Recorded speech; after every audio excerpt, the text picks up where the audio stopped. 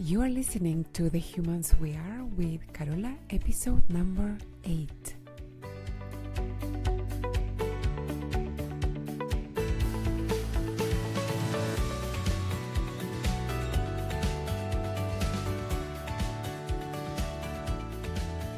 Hello, my lovely human friends. How is your human feeling today? What do you notice that she is noticing? What's going on for you, for her? A big part of my mission here is to help you get to know the human you are at a deeper level so that you can take better care of her, so that you can love her unconditionally and also help her create everything she wants in life. The more you know her, the easier it gets to give her what she wants and needs.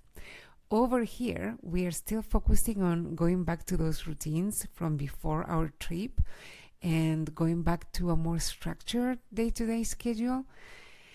I have to say, it's not easy. Our kids are still on summer break and they are just hanging out home with us. And there's a bunch of TV watching going on, and my human, I have to tell you, let's say that she has thoughts about that. My human also wants to have some stretches of uninterrupted time to focus on work, and it's a hard trade-off, you know. If I want to limit screen time, I don't get to finish a thought without being interrupted like 15 times.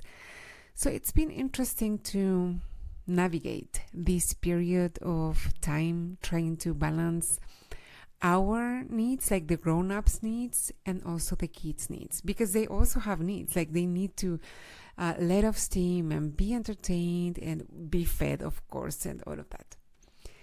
I also noticed that my human has thoughts like, okay, the kids are 7 and 9 now, and you should have already figured out these summer breaks. Like by now, you should know how to deal with this. How come haven't you? And this is not the first summer break for them. And all of that is true.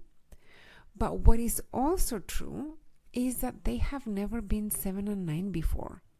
They haven't had this particular level of autonomy before. And also, my husband and mine work situations have varied over time. So yeah, I've been trying to keep that critical part of my human, let's say, chill. And also, I want to let her know that I am listening to her, but I also don't want to allow that kind of judgment. And yeah, that's been a fun observation to have with her. Okay, so in episode 5, I asked you what a life well lived meant to you. And I offered 4 tools to help you find your own personal answer to the question.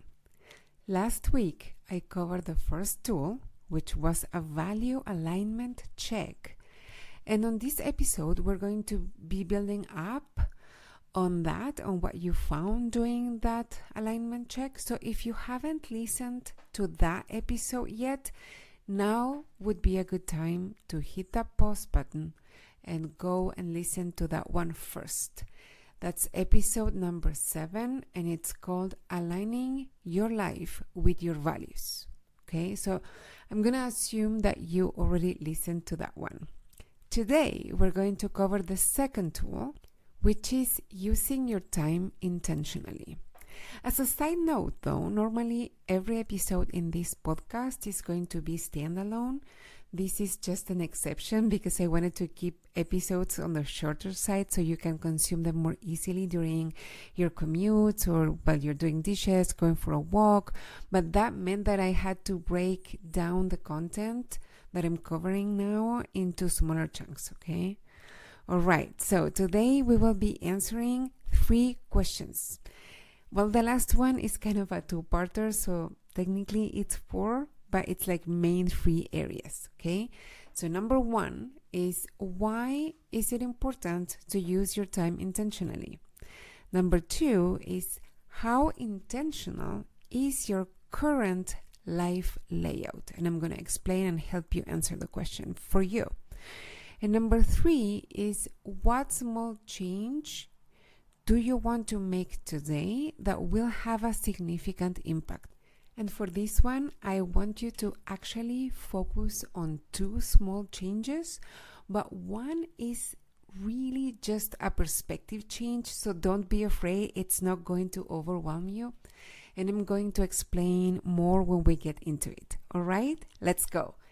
So number 1, why is it important to use your time intentionally? So let's take a moment to hear what comes up for you. Why do you think it might be important to you to use your time more intentionally? Just notice what comes up for you. I'm going to share with you 2 main reasons, and these are by no means comprehensive. So these are just the 2 that I think are the main ones. So one is because how you use your time determines the quality of your life, right? Your life is made out of moments. So how you use your moments will determine the overall quality of your life. When I say intentional, I don't mean it as a synonym for desirable. It may very well be that you are not being all that deliberate at the moment about how you use your time, but you have some really outstanding habits on autopilot, or for whatever reasons your current life layout is mostly desirable to you. If that's you, fantastic. If that's not you, and some parts of your current life layout are not that desirable or preferable for you, and they are also not that intentional, like for example, if you're honest, you're not so sure why you use your time for certain things, like maybe you scroll on social media too much, or maybe you're using too much time thinking about what other people think of you and trying to please them. Or maybe you procrastinate doing things that you know that you need to do. Or maybe you gossip, or you judge others, or you hit the snooze button too much, or whatever it is. Maybe you are able to identify things that you are doing in your life that you're not being intentional about, and that you also don't want to be doing. Perhaps you're doing things just because that's what other people do, or maybe that's what you've always done without ever necessarily challenging why, or even if you wanted to be doing them. So there is an opportunity here for you if that's you. How you use your time determines the quality of your life, and this is your life as a human. Whether you believe in reincarnation or not, this is a shot at experiencing life as a human that I am sure, if you really think about it, you don't want to waste it, right? You want to take advantage of this shot at this human life. I believe personally that you chose to come here. And if you spend your time unintentionally distracting yourself with TV, with food, with social media, you are not honoring yourself or the decision that your higher self made when you decided to come here in the first place. And the second reason that I think it's important to live your life intentionally is that when you are intentional about the way that you use your time, it shows you that you're way more in control of your life than you might think you are. And that is everything, my friend. So many clients that I have the honor to serve have some area in their life where they don't feel empowered and they feel like they are at the effect of a circumstance or a person. And often, not always, but often it is the case that they are just not seeing how being intentional makes the difference for them. Okay? Question number 2. How intentional is your current life layout? The best way to do this, to answer this question, is to use the sample week schedule that you used for your value alignment check last week. But don't worry if you haven't done that, it's okay. I will give you an alternative. But there, in that sample of your weekly schedule, you can take a look at every hour in your day and you will see things will come up for you. Like you will notice things, okay? Now, if for any reason you didn't do it or that feels too overwhelming to you, what I'm going to suggest is that you do a 3-day review where you're going to take 5 minutes after lunch to write down everything that you did during the morning, and then 5 minutes before bed where you're going to write down what you did after lunch. And if I am being honest, even 3 minutes could be enough. So don't use the length of time as an excuse to not do this. It's just 3 to 5 minutes after lunch and 3 to 5 minutes before you go to bed. And these don't even have to be consecutive days, okay? But these will give you a picture of what you're doing with the time you have. And remember to come at this exercise from curiosity about your human. Give her the benefit of the doubt and trust that she is your partner and she is doing the best she can, even if it's not what you would like her to do on purpose. But hey, that's why we are here, so you can know her better and you can help her make the changes that you would prefer. I also want to offer for this part of the exercise that just as unintentional doesn't mean undesirable, intentional doesn't mean pleasant. For example, many clients say things like, I don't want to go to work, or I wouldn't go to work if I didn't need to, or I don't want to go to the dentist, but I have to, or I don't want to pay for X, but I don't have a choice.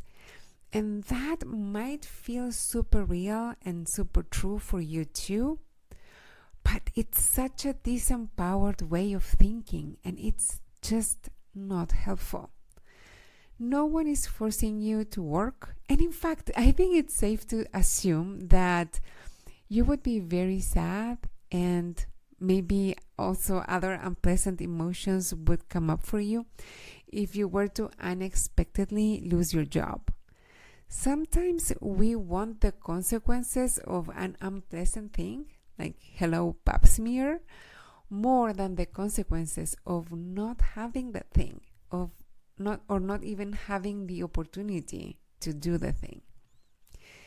You could skip the dentist, for example, or you could skip that pap smear, but as unpleasant as those experiences may be, you actually want to have them.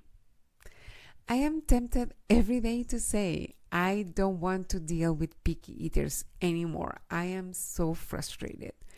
But since one of my kids is actually a very, very picky eater and I can't change that about them, I do choose to deal with it. And I keep offering a variety of foods, even if it's frustrating to me. That's all I can do, right? I hope this distinction between intentional and unintentional, desirable versus undesirable, pleasant versus unpleasant is making sense to you. And as I am recording this, I drew a sort of matrix that I am going to post on Instagram. So look for it if you want a visual. I am very visual, so I got you. Okay, let's move on to number 3, the third question. What small change do you want to make today that will have a significant impact in how you live your life? And as I said before, I am asking you to actually find 2 small changes. And one is going to be about how you think about something that feels unpleasant. so that you can acknowledge that you're actually intentionally choosing it, even if it doesn't feel amazing all the time. Sometimes the difference between feeling like you're at the effect of your life, like a victim of a circumstance, is in seeing how you're actually choosing intentionally or not intentionally to be there. Just making that shift can help you feel much more empowered about your life, even if you realize that you're choosing intentionally some unpleasant things because you want the consequences of doing them more than the consequences of not doing them. Okay?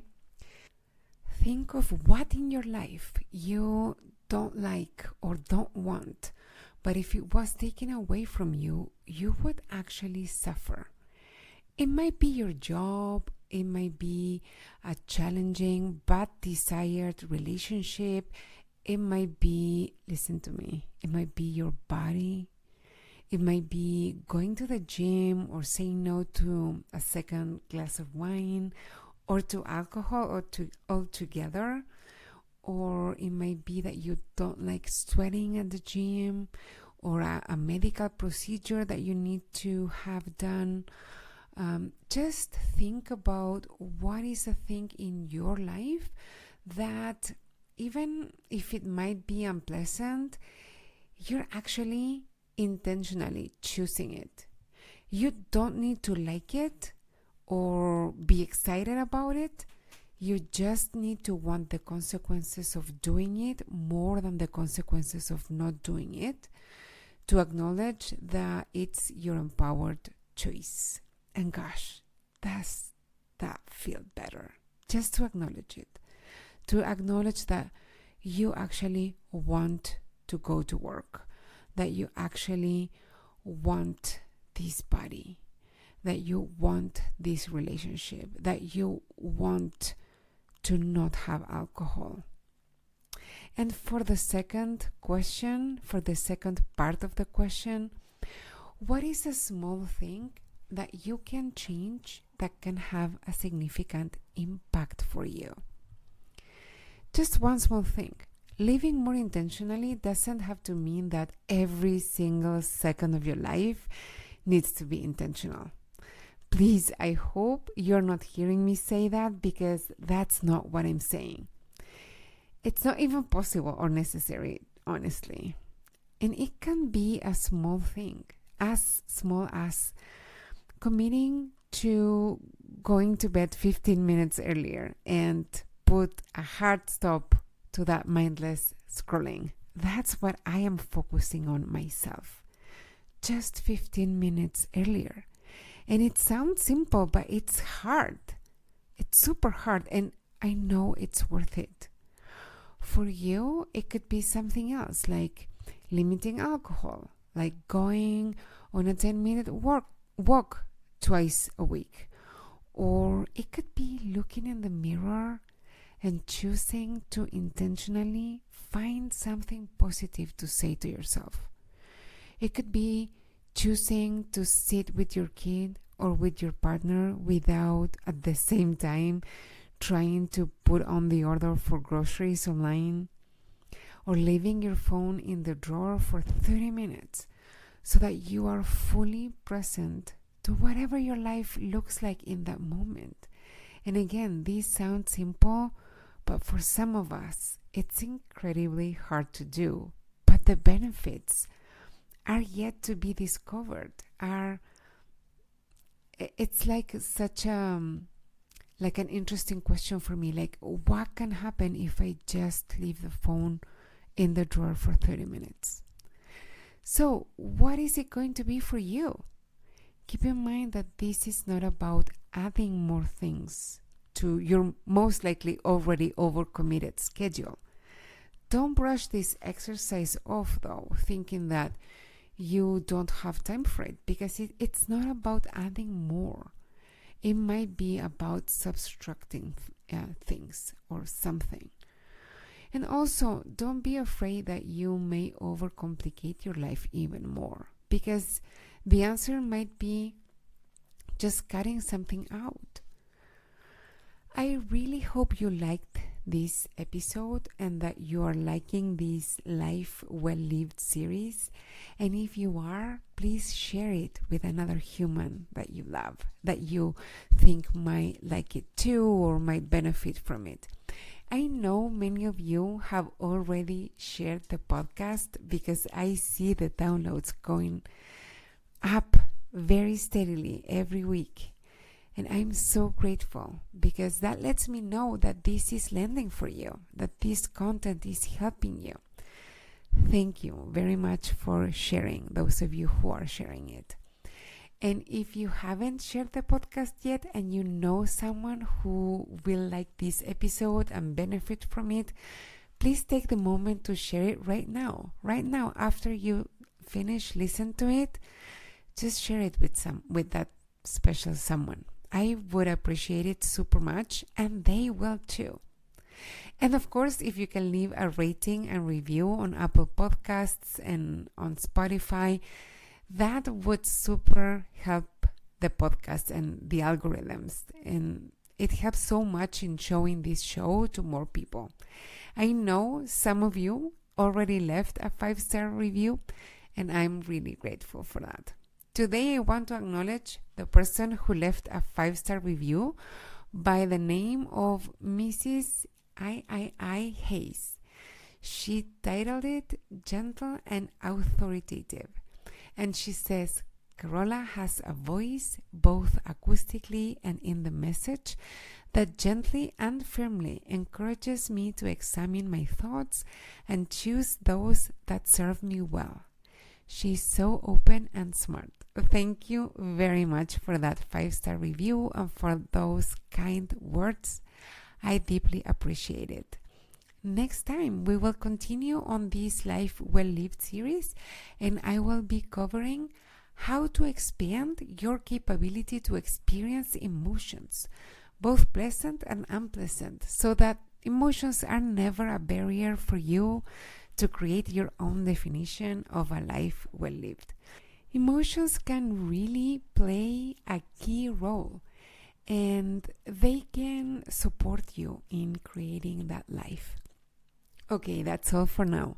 I'll talk to you soon, and in the meantime, be intentionally kind, be patient and loving with the human that you are, and extend a little bit of that kindness to the other humans around you. We all need more kindness. That's all, my lovely humans. Bye-bye.